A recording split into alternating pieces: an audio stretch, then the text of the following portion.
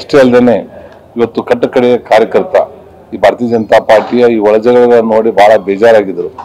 ಆದ್ರೆ ಇವತ್ತು ಮುಂದೆ ಬರುವಂತ ದಿವಸದಲ್ಲಿ ಆದರೂ ಸಹಿತ ಅಲ್ಪ ಸ್ವಲ್ಪ ಏನಾದರೂ ವ್ಯತ್ಯಾಸಗಳಿದ್ದಲ್ಲಿ ಅವನು ನೇರವಾಗಿ ನಮ್ಮ ಪಕ್ಷದ ಮುಖಂಡರ ಜೊತೆ ಹಂಚಿಕೊಂಡು ಸರಿ ಮಾಡಿಕೊಂಡು ಇವತ್ತು ಕಾಂಗ್ರೆಸ್ನಲ್ಲಿ ಸಾಕಷ್ಟು ಅವರ ನಡವಳಿಕೆ ಮತ್ತು ಅವ್ರು ತೆಗೆದುಕೊಳ್ಳುವಂತ ನಿರ್ಧಾರಕ್ಕೆ ಹೋರಾಟ ಮಾಡುವಂಥದ್ದು, ಅದರಲ್ಲಿ ವಿಶೇಷವಾಗಿ ST ನಿಗಮದಿಂದ ದುರುಪಯೋಗ ಆಗಿರುವಂತಹ ಹಣ ಇರ್ಬೋದು ಅಥವಾ ಮೂಢ ಹಗರಣದಿಂದ ಆಗಿರುವಂತ ಅನ್ಯಾಯಗಳಿರ್ಬೋದು, ಇವೆಲ್ಲವನ್ನ ನಾವು ನೋಡಿಕೊಂಡು ಸುಮ್ಮನೆ ಕೂತ್ಕೊಂಡ್ರಾಗಲ್ಲ. ಅವತ್ತುಗಳ ಬಗ್ಗೆ ನಾವು ಒಗ್ಗಟ್ಟಾಗಿ ಹೋರಾಟ ಮಾಡಿದ್ರೆ ಇವತ್ತು ಅದಕ್ಕೆ ಕೈ ಜೋಡಿಸಲಿಕ್ಕೆ ಕಾಂಗ್ರೆಸ್ಸಿನ ಶಾಸಕರು ಸಹಿತ ಸಿದ್ಧರಿದ್ದಾರೆ.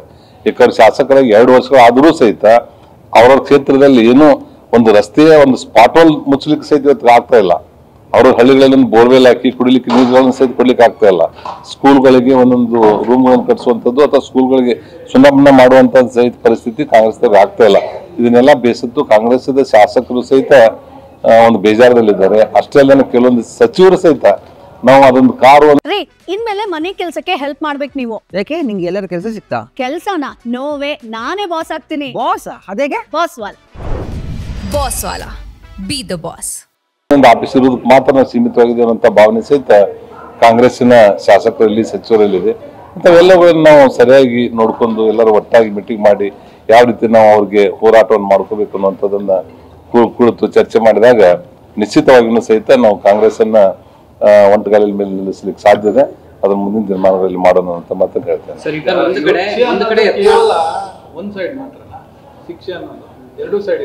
ಇಲ್ಲ ನೋಡಿ, ನೋಟಿಸ್ ಕೊಟ್ಟು ಒಬ್ಬರಿಗೆ ಸೇಮ್ ಅದೇ ಆಕ್ಟಿವಿಟೀಸ್ ಇನ್ನೊಂದ್ ಕಡೆನೂ ಆಗಿದೆ, ಯಾವ್ದು ಇಲ್ಲ ಅಂತ ಸಮರ್ಥಿಸಲಿಕ್ಕೆ ಆಗ್ತಾನೆ ಇಲ್ವಲ್ಲ. ನಮ್ಮ ಕೇಂದ್ರದ ಬಿಜೆಪಿ ಬಹಳ ಪವರ್ಫುಲ್ ಆಗಿದೆ. ಅದರಲ್ಲಿ ವಿಶೇಷವಾಗಿ ಒಂದು ಶಿಸ್ತಿನ ಪಕ್ಷ ಅನ್ನುವಂಥದ್ದು ಅತಿ ಲೇಟ್ ಆಗೋದಕ್ಕೆ ಮುಖ್ಯ ಕಾರಣ ಇದ್ದಂಥವ್ರು ಸುಧಾರಣೆ ಆಗಲಿ ಅನ್ನೋದ್ರ ಸಲುವಾಗಿ ಎಲ್ಲಾನು ಹೊರಗಡೆ ಹಾಕುವಂಥದ್ದು ಮುಖ್ಯ ಅಲ್ಲ. ಇವತ್ತಿಲ್ಲ ನಾ ಸುಧಾರಣೆ ಆಗ್ಬೋದು ಅನ್ನೋಂಥದ್ದು ಇಟ್ಕೊಂಡು ಮಾಡಿದ್ದಾರೆ. ಈಗಾಗಲೇ 5 ಜನಕ್ಕೆ ನೋಟಿಸ್ ಕೊಟ್ಟಿದ್ದಾರೆ. ನೋಟಿಸ್ ಕೊಟ್ಟ ತಕ್ಷಣ ಅವ್ರು ಸಮಯ ಕೊಟ್ಟಿದ್ದಾರೆ 1 ವಾರದಲ್ಲಿ ರಿಪ್ಲೈ ಮಾಡ್ಲಿಕ್ಕೆ. 1 ವಾರದಲ್ಲಿ ರಿಪ್ಲೈ ಯಾವ ರೀತಿ ಮಾಡ್ತಾರೆ ಅದಕ್ಕೆ ಸಾಧಕ ಬಾಧಕಗಳನ್ನು ನೋಡ್ಕೊಂಡು ಆ ನಿರ್ಧಾರಗಳನ್ನು ಗ್ಯಾರಂಟಿ ತಗೋತಾರೆ ಅಥವಾ ಒಂದ್ಸಲ ವಾರ್ನಿಂಗ್ ಕೊಟ್ಟು ಬಿಡ್ಬೋದು. ಈ ರೀತಿ ಆದಾಗ ಇದ್ದವ್ರನ್ನೆಲ್ಲ ಎಕ್ಸ್ಪೆಲ್ ಮಾಡ್ಕೊತ ಹೋದ್ರೆ ಈ ಪಕ್ಷದಲ್ಲಿ ಉಳಿಯೋರು ಯಾರು? ಅದು ಸಹ ಒಂದ್ಸಲ ಸುಧಾರಣೆ ಮಾಡಿರ್ತಾರೆ. ಅದಕ್ಕೆ ಸುಧಾರಣೆ ಆಗದೇ ಇದ್ದಾಗ ನಿಶ್ಚಿತವಾಗಿ ಹೈಕಮಾಂಡ್ ಒಂದು ನಿರ್ಧಾರಕ್ಕೆ ಬಂದೇ ಬರ್ತದೆ.